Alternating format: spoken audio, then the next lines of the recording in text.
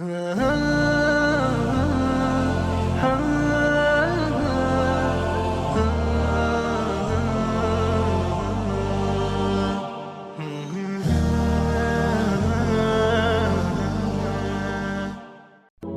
علیکم ورحمۃ اللہ وبرکاتہ۔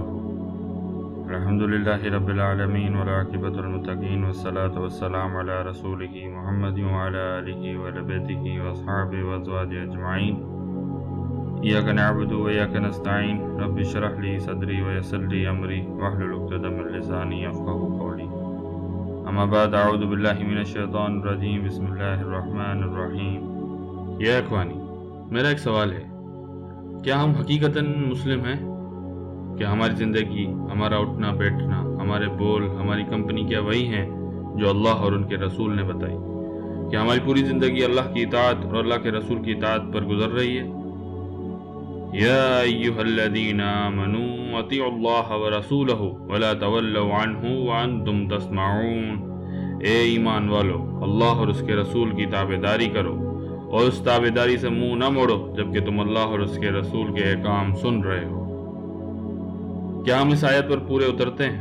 یا اخوانی، افسوس سے ایک بات کہوں گا کہ ہم پیدائشی مسلم ہیں، ہم بائی برتھ مسلم ہیں، ہمیں اسلام سے کوئی غرض نہیں، اور ہوگا بھی کیسے؟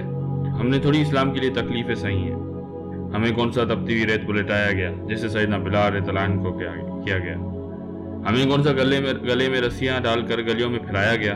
ہمیں کیوں نہیں لگی قدر اسلام؟ اور پھر ہم یہ بھی شکایت کرتے ہیں کہ ہمیں رسوائی کیوں مل رہی ہے؟ آج کل کی دنیا میں کیوں کفار کامیاب اور ہم ذلیل و رسوا ہیں؟ ذرا دیکھیں، کفار مشرک ہو کر اسلام کو اتنا فالو کر رہے ہیں جتنے ہم مسلمان توحید پرست ہو کر بھی نہیں کر رہے۔ اللہ کا وعدہ کامیابی اگر ہے تو وہ کامیابی مسلمان ہونے پر نہیں بلکہ اسلام کو اپنی پوری عملی زندگی میں ڈالنے پر ہے۔ ہمارا حال تو یہ ہے جو سورہ حجرات میں اللہ نے دیہاتی عربوں کے بارے میں کہا، قالت الاعراب آمنا قل لم تؤمنوا ولكن قولوا اسلمنا ولما يدخل الايمان في قلوبكم وان تطيعوا الله ورسوله لا يلدكم من اعمالكم شيئا ان الله غفور رحیم۔ عربی دیہاتی لوگ کہتے ہیں کہ ہم ایمان لائے۔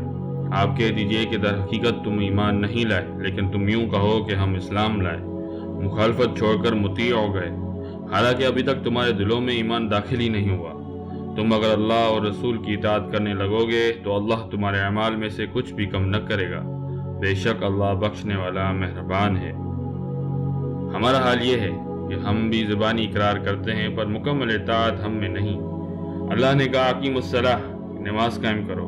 کتنے ہیں ہم میں سے جو سرے سے نماز ہی نہیں پڑھتے؟ کتنے ہیں جو صرف عید کی پڑھتے ہیں؟ کتنے ہیں جو صرف جمعے کے دن حاضری لگانے آ جاتے ہیں؟ کتنے ہیں جو صرف دن میں 1 یا 2 نمازیں پڑھتے ہیں؟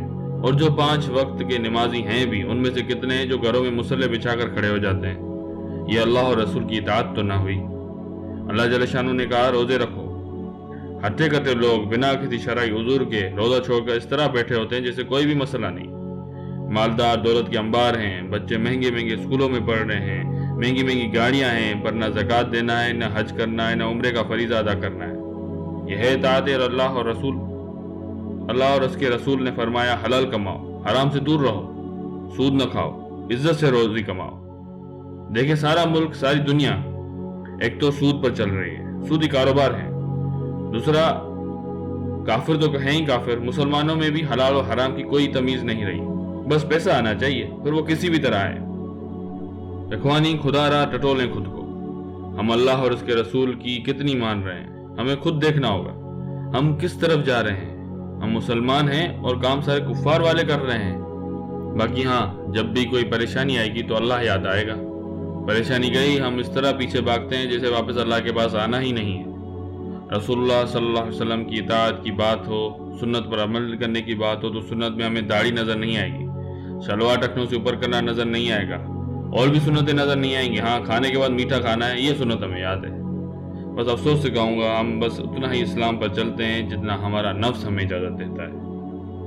اللہ جل شانہ سب کو مجھ سمیت ہدایت دے، ایمان کی دولت دے، ایمان کی دولت کی قدر کرنے کی توفیق دے اور ایمان پر خاتمہ دے، آمین۔ فی امان اللہ۔